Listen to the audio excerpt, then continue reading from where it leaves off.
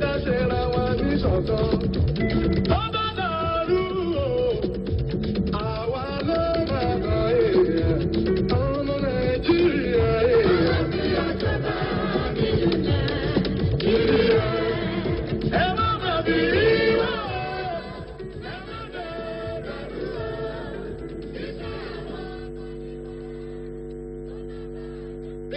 Àlàáfíà ni ọ̀pá kútẹ̀lẹ̀ ìdàgbàsókè káàkiri orílẹ̀-èdè àgbáyé.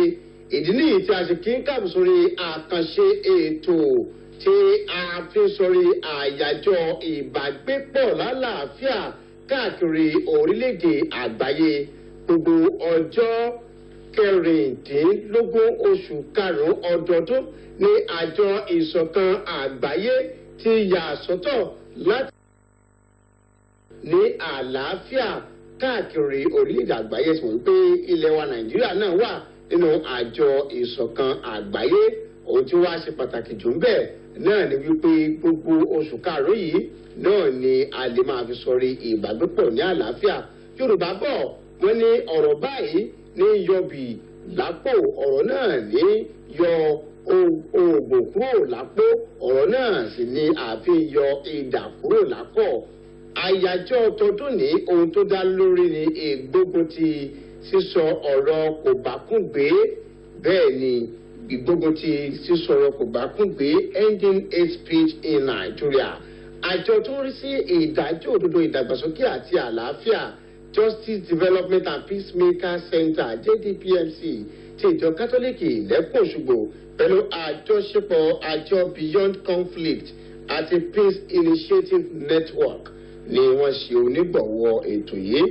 Ṣẹ́gun Mákindé lórúkọ mi, lórúkọ bíṣọ̀bù ìjọ Kátólíìkì ẹ̀kọ́ Òṣogbo John Akínoyèjọlá àti olùdarí gbogbogbò àjọ JDPMC lẹ́kùn Òṣogbo Reverend Father Peter Akínkúnmi náà ni Akin káàbọ̀ sórí ètò yìí. Àwọn àlejò wa lórí ètò lónìí lápá ọ̀tún mi gan báyìí láti rí ọ̀gbẹ́ni Festus Ọ̀jẹ́wùmí. Ẹ káàbọ̀ sórí àkànṣe ètò yìí. Ẹ ṣeun atọ́kùn, mo kí gbogbo àwọn aráalé ẹ káàárọ̀. Ọ̀gbẹ́ni Festus Ọ̀jẹ́wùmí ni ọ̀gá tí wọ́n wà nígbànú ìjọba tiwantiwa àti ìṣèjọba nínú àjọ JDPMC. Bákan náà ni apálọ̀ láti rí arábìnrin Mọ́rẹ́nikẹ́ Ọ̀nàọlápọ̀.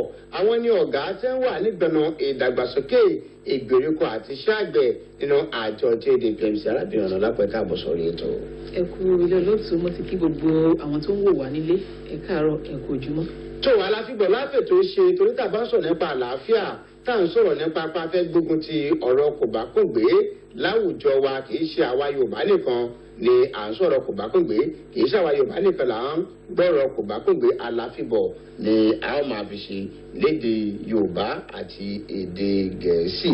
Ọ̀dà ẹ jẹ́ kí a sì ní àyábẹ́lẹ̀ ọ̀bẹ̀rẹ̀ Ọ̀gbẹ́ni Festus Ọ̀jẹ́wùmí. Speech oríkì wo lẹ́ẹ̀kì gan. Hate speech jẹ́ ọ̀rọ̀ tó jẹ́ pé tá a bá sọ tí ò dùn mọ́ ẹnìkejì inú. Hate speech jẹ́ ọ̀rọ̀ tó jẹ́ pé tá a bá sọ tó lè dá wàhálà sílẹ̀, that can actually generate violence, that can lead to unrest, bóyá nínú ìlú ni, maybe in a society or in a state or country at large.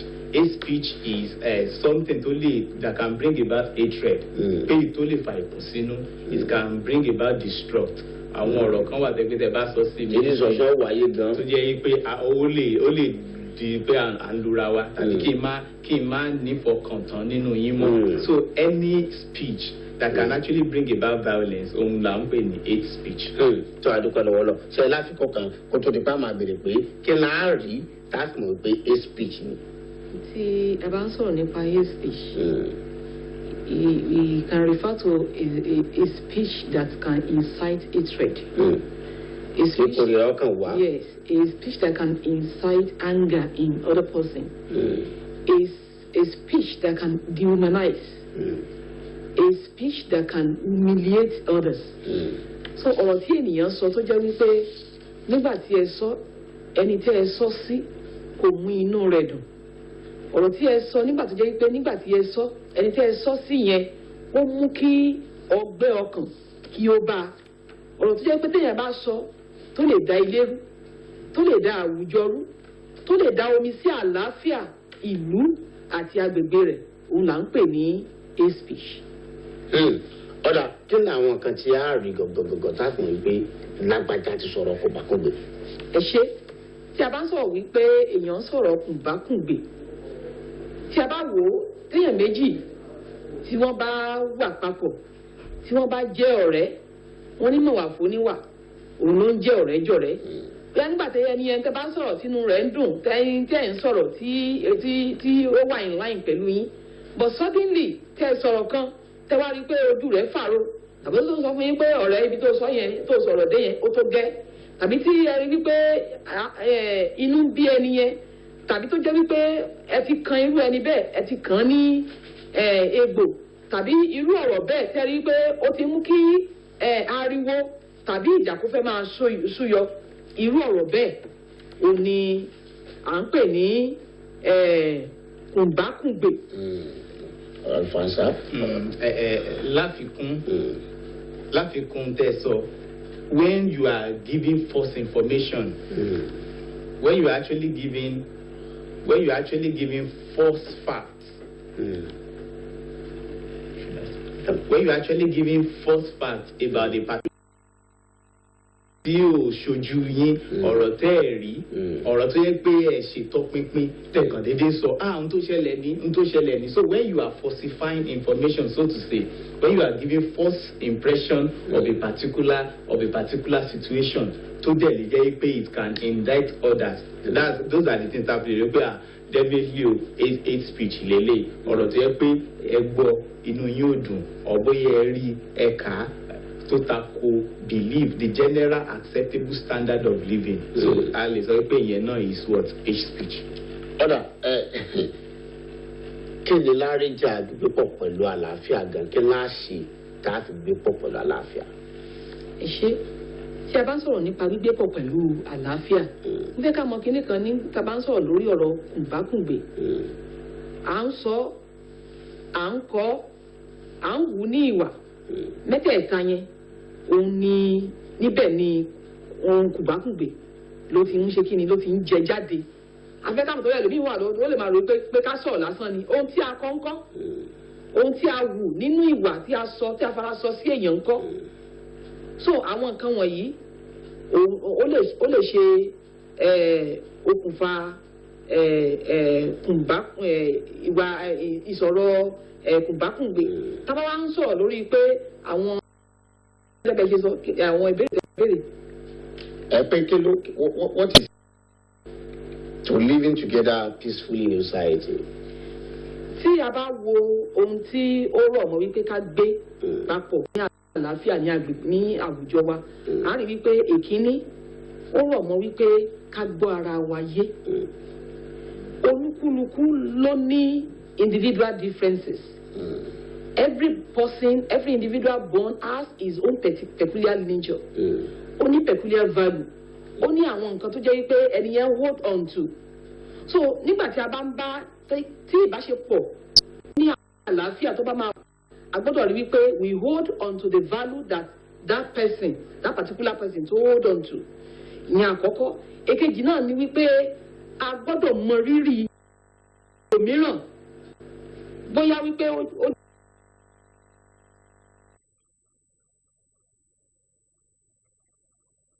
jẹ́ pé ẹnìyẹn jẹ́ èèyàn tó ga jẹ́ pé ọmọ Yorùbá ni tàbí kì í ṣe ọmọ Yorùbá tàbí pátì kan ló wà tàbí kì í ṣe pátì ló wà a gbọ́dọ̀ rí wípé a mọ rírì olúkúlùkù ní ipò àti ààyè tí irú ẹni bẹ́ẹ̀ bá wà.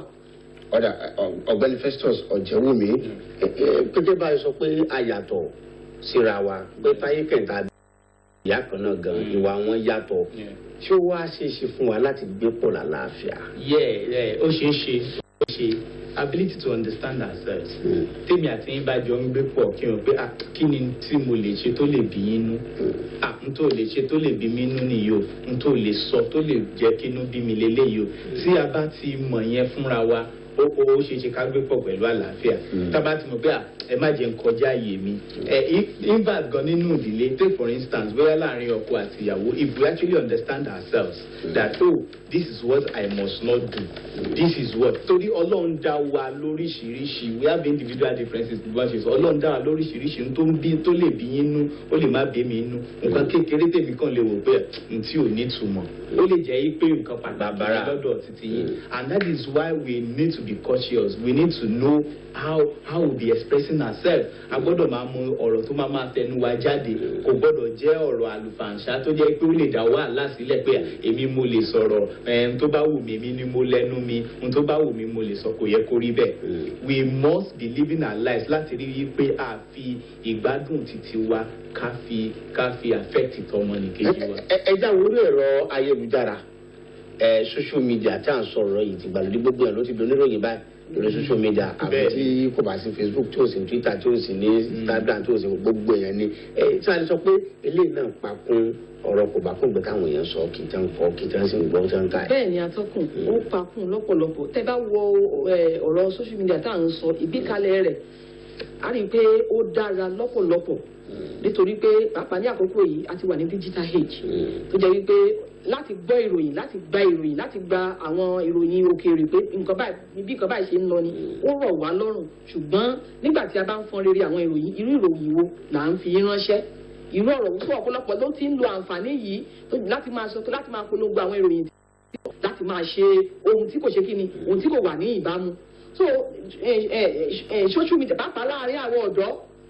àgbàlagbà gan fún àwọn àpẹẹrẹ nǹkan kan ṣẹlẹ̀ recently ní orí platform kan ẹnìkan fi àtẹ̀jíṣẹ́ kan ránṣẹ́ wọ́n wá ń sọ pé lágbájá kú tàmẹ̀dú kú kíní kan kú nígbà tí ẹnìkan ó gbé kíní péjì kan jáde kíní bí ẹ̀mójì yẹn ló ní olúwa ṣeun o ẹni tó wá ń dáhùn ní ìsàlẹ̀ wọ́n sọ pé kí ló ṣẹlẹ̀ pé ẹni tó kú àti olúwa ṣeun bọ́ọ̀ ló ṣe jọra. a sì gbọ́dọ̀ fi kú yọra ẹ. ẹ wo orúwọ ẹni tó wá ń dá wọn sọ pé ó ga o ká máa fi kú yọ àwọn èèyàn pé kì í ṣe tó bójúmu o ẹ wo orúkọ bẹ́ẹ̀ yẹn so olúwa ṣeun in the context of presentation ẹ pé kò dáa normally language yẹn kì í ṣe ohun tó burú ṣùgbọ́n in the context tí ẹni yẹn fi ń sọ̀rọ̀ nígbà yẹn ẹ rí pé ń ṣe nǹkan tó ṣe kí n tó bójúmu so a gbọ́dọ̀ nílò social media ní àkókò yìí a gbọ́dọ̀ kíyèsára ọ̀pọ̀lọpọ̀ ló ti fi social media tó ti fi dá wàhálà sílẹ̀ àwọn ohun tí kò ṣẹlẹ̀ tójú wọn ò tó wọ́n lójú wọn rí wọ́n lójú wọn tó so ọ̀rọ̀ wọn ní ọ̀rọ̀ òkèèrè sì ní bí ò bá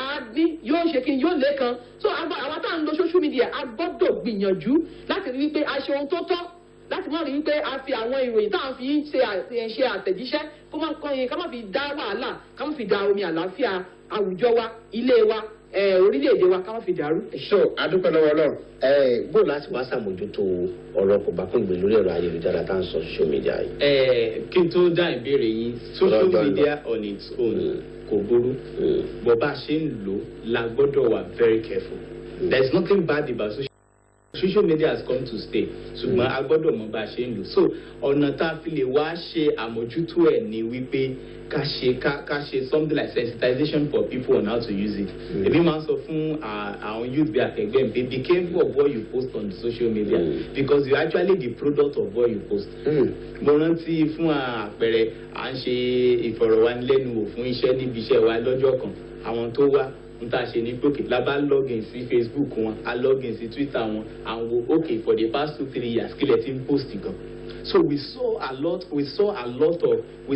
of things tó jẹ́ pé wọ́n post so and you are the product of what we post so number one is we should be able to understand sensitization. láàrin àwọn olóṣèlú wa gan ọ̀rọ̀ kò bá kó gbé kíláàsì sí lọ́jọ́ lọ ṣùgbọ́n tó ti pẹ́ dà ń béèrè yìí fún àǹfààní ìyára lé láǹfààní láti dá sí ètò yìí la fi sọrí àyájọ́ gbogbo pọ̀ lálàáfíà lágbàáyé èyí tó máa wáyé ní gbogbo ọjọ́ 16 oṣù karùn-ún ọdọọdún bẹ́ẹ̀ ni ṣùgbọ́n gbogbo oṣù karùn-ún náà ni a fi sọrí ẹ̀ ohun tá a sì ń gbéyẹ̀wò ni wípé báwo la ṣe fẹ́ dẹ́kun sísọ̀rọ̀ kò bá kó lórílẹ̀‐èdè wa Nàìjíríà 0806 977 792 0806 57.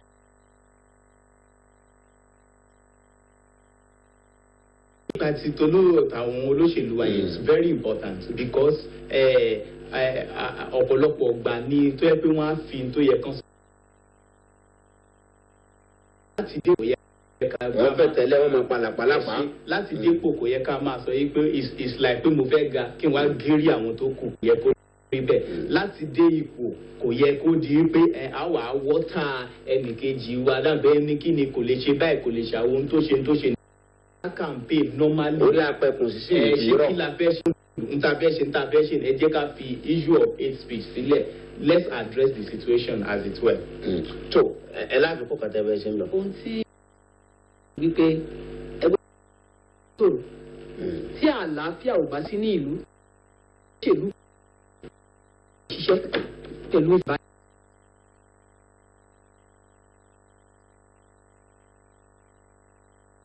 para wọn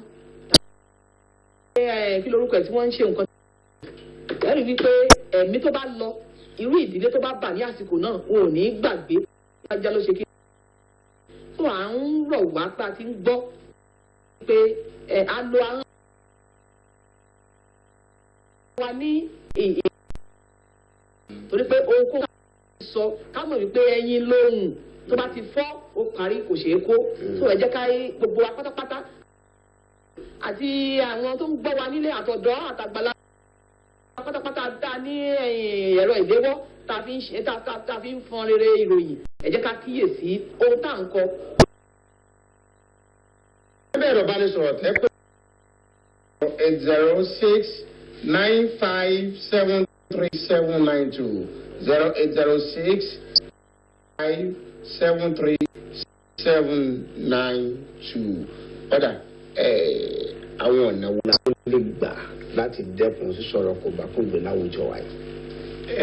Oríṣiríṣi ọ̀nà ni a lè gbà mo sọ lẹ́ẹ̀kan pa sensitization àwọn oníwèé.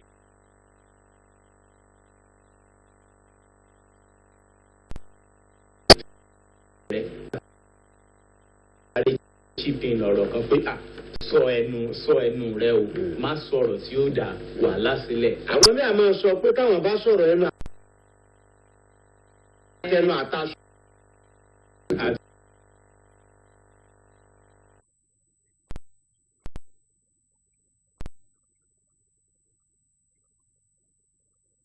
people to them gbogbo nǹkan.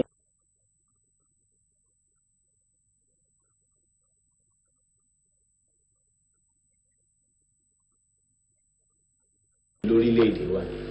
080695792 lẹ́ẹ̀pẹ̀sì láti dá sí ètò yìí 08069573792 ọ̀rọ̀ yìí bọ́ sí àwọn èèyàn ní láfikún tẹ̀ fẹ́ sùn. bẹ́ẹ̀ ni mo rántí nígbà secondary school a máa ń pe iṣẹ́ kan gbàgbé family living yorùbá iṣẹ́ yẹn ni yorùbá wà nínú sílábọ̀sì yìí wọn àti yọ kúrò ní sílábọ̀sì nínú iṣẹ́ ni a kọ́ nígbà yẹn so kúlúkúlùkù padà sínú ilé rẹ̀ wọ́n ní bí ọ̀dẹ̀ òdùn. bí ìgbẹ́lẹ̀ lílà àti tí kò sọ̀rọ̀ ní ìṣòro de kúlúkúlùkù àwọn òbí ká bá àwọn ọmọ wa sọ̀rọ̀ àwa gangan bá jẹ́ òbí gan ká kọ́ bá ṣe ń sọ̀rọ̀ òbí ni yóò bọ̀ bá ṣe ń sọ̀rọ̀ à ń sọ̀rọ̀ ọ̀rẹ́ nìkan tó jẹ́ wípé ìyàwó rẹ̀ bí gbogbo obìnrin ó wá ń pòwe pé kàkà tó sọ̀ lára ọmọ ìyá lára ìyá ìjẹ́ ó gbogbo ọmọ rẹ̀ bí obìnrin inú ìyá òdùn àwọn ọmọ gan tó ń jóbìnrin gan wọ́n rí nítorí pé wọ́n jẹ́ so láti inú ilé ẹ̀jẹ̀ kákẹ́ torí pé bí àwùjọ wa ṣe rí inú ilé ló ti bẹ̀rẹ̀ bí ilé wa ṣe rí bẹ́ẹ̀ ni àwùjọ wa ṣe rí ẹ̀jẹ̀ sọ̀rọ̀ kó má jẹ́ wípé ìta ni wọ́n ti kọ́ aláìlẹ́kọ̀ọ́ wa. tó adúpẹ́ kó má jẹ́ pé ta ni wọ́n ti kọ́ aláìlẹ́kọ̀ọ́ wa pé ẹ ti gbà wọn iléeṣẹ́ ìròyìn náà ní mọ̀nà pé ká máa mójútó ìta social media. àbí. bẹ́ẹ̀ni. ètò ìdìbò ń bọ̀ báyìí. ó sún ìtàdógún ó pọ̀ látán. ọ̀rọ̀ kẹ̀kẹ́ ó wá díẹ̀. pàápàá jùlọ látọ̀dọ̀ àwọn onílù ló tọ̀pá pọ̀ pé bọ́yọ̀ ọlọ́run àti kẹ́lẹ̀ fún ó jẹ ẹnu bàdọ́ bọ́yọ̀ wọ́n sì búyà yín wọ́n bú bàbá yín ẹ lọ́jọ́ ọkú ọjọ́ ìjà ìdè ọjọ́ ìjà déèyàn sún wa as we have election, number one, Ọlọ́run ní fúnni lágbára, Ọlọ́run ní gbé ní sípò, gidi.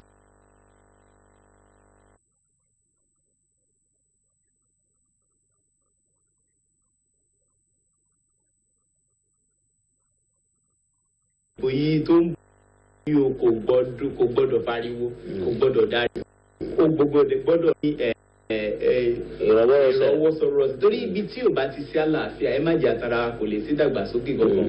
Ibi tí ò bá ti sí àlàáfíà, tí ò bá sí àlàáfíà nínú ilé àwọn ọmọ ó forí ko, tí ò bá sí àlàáfíà nínú ìlú oníkálukú nílé lọ sọ́nà ẹ̀ bó ṣe tọ́ àti bó ti yẹ. Ọ̀rọ̀ àlàáfíà lẹ́ ń tẹnu mọ́ látẹ̀kan tí ò bá sí ìdájọ́ òdodo bó làlàáfíà ó ṣe wáyé. Tí ò bá sí ìdájọ́ òdodo àlàáfíà ò lè wáyé. So olúkúlùkù wa gbọ́dọ̀ mọ̀ wípé we are responsible for our action. Ká mọ̀ wípé wá ṣe ohun kò tọ́, ó lẹ́tọ̀ọ́ láti fojú winá òfin. A fẹ́ fojú winá òfin. Common side. Àìtọ́ kókóra rẹ̀ ní ìjánu.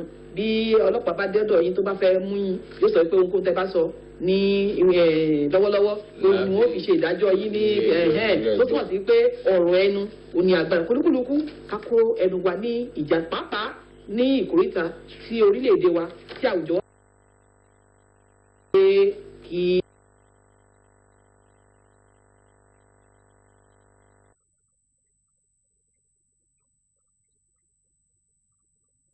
Orí afẹ́fẹ́ àjọ tó rí sí ìdájọ́ òdodo ìdàgbàsókè àti àlàáfíà Justice Development and Peacemaker Center àjọṣepọ̀ àjọ Beyond Conflict Network ni wọ́n ṣe onígbọ̀wọ́ àkànṣe ètò tá a fi sọ̀rọ̀ ibi púpọ̀ ní àlàáfíà lágbàáyé sí Yorùbá bò wọ́n ní tá a bá wà lẹ́mọ́ ká mọ́ tá a bá wà láfẹ́ káfẹ́ tá a bá wà ní fọnáfọnsu kò yẹ ká tún wá gbàgbé su ẹ̀ mọ́ gbàgbé o.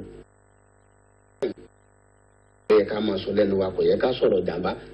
Ọ̀gbẹ́ni Festus Ọ̀jẹ̀wò mẹ́sìn bọ́ àdásókè àtàlábìnrin ìmúrẹ́nìkẹ́ ọ̀nà lápá ẹ̀bá kí bíṣọ̀bù wa bíṣọ̀bù John Akínyẹ̀dọ́lá àti olùdarí gbogbogbò àjọ DDP Fara Peter Akínkúnmi Ṣẹ́gun Mákindé lórúkọ tèmi Ọláyẹmí Àlàyé olóòtú ròyìn àti DPMC ire o. Wà lónìí ṣe gbàgbé ápù àti òní ń pa mí o.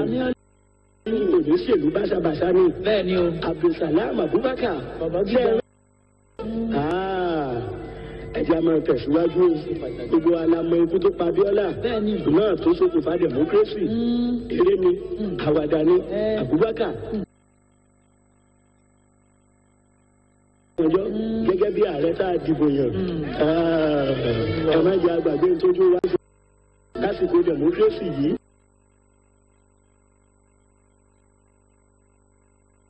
ṣé ẹ tún ti gbàgbé ni tó ti ṣẹlẹ̀ débi tá a dé lónìí ẹ jẹ́ ká ṣọ́ra o ẹ jẹ́ ká orílẹ̀-èdè Nàìjíríà míì ojoojúmọ́ mà ní ìṣẹ̀lẹ̀ ń ṣẹ ìṣẹ̀lẹ̀ rẹ ni kí ẹ jẹ́ kó máa ṣẹlẹ̀ sí wa o.